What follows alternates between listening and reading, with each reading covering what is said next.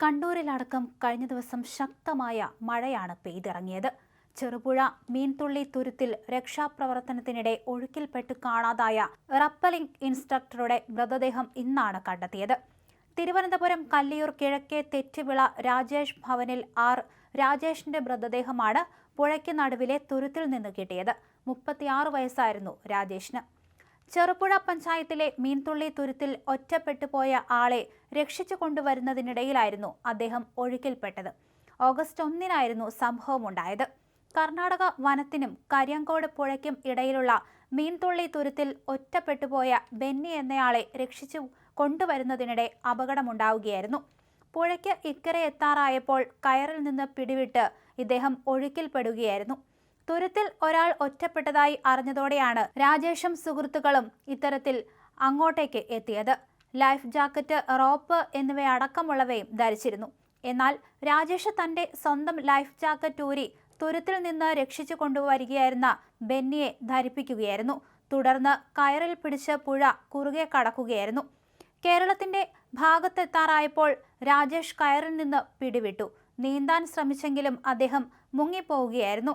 Adventure tourism സംരംഭകർക്ക് class എടുക്കുന്ന രാജേഷ് നീന്തലിലും വിദഗ്ധനായിരുന്നു. അതേസമയം ശരീരം തണുത്ത് കോച്ചിപ്പിടിച്ചതാകാം നീന്താനാവാതെ പോയതിന് കാരണമെന്നാണ് പറയപ്പെടുന്നത്. എന്തായാലും ബെന്നിയെ രക്ഷിച്ചു കൊണ്ടുവരുന്നതിനിടയിലാണ് രാജേഷിന് ഇത്തരത്തിൽ അപകടം സംഭവിച്ചിരിക്കുന്നത്. അദ്ദേഹത്തിന്റെ വേർപാടിൽ തീരാത്ത ദുഃഖത്തിലാണ് സുഹൃത്തുക്കളും സഹപ്രവർത്തകരും അടക്കം. അത്രയേറെ നീന്തൽ വിദഗ്ധനായിരുന്നു രാജേഷ്. എന്നിട്ടും ഇങ്ങനെ സംഭവിച്ചത് എന്തുകൊണ്ടാണെന്ന് ആർക്കും ഒരു പിടിയും കിട്ടുന്നില്ല. അതേസമയം ലൈഫ് ജാക്കറ്റ് ഊരി ബെന്നിക്ക് നൽകിയിരുന്നു. ഇതുകൊണ്ടൊക്കെ ആകാം അദ്ദേഹത്തിന് രക്ഷപ്പെടാനാകാതെ വന്നത്. അതേസമയം സംസ്ഥാനത്ത് വരും ദിവസങ്ങളിലും ശക്തമായ മഴ തുടരുമെന്നാണ് കേന്ദ്ര കാലാവസ്ഥാ വകുപ്പ് നൽകുന്ന സൂചന. 24 മണിക്കൂറിൽ 204.4 മില്ലിമീറ്ററിൽ കൂടുതൽ മഴ ലഭിക്കാൻ സാധ്യതയുണ്ട്. കണ്ണൂരിലടക്കം അലർട്ടുകൾ നൽകി കഴിഞ്ഞു. കഴിഞ്ഞ ദിവസങ്ങളിലൊക്കെ തന്നെ കണ്ണൂരടക്കം പല ജില്ലകളിലും ശക്തമായ മഴയാണ് പെയ്തിറങ്ങിയത്. പല കുടുംബങ്ങളും ഒറ്റപ്പെട്ട അവസ്ഥയിലായിരുന്നു.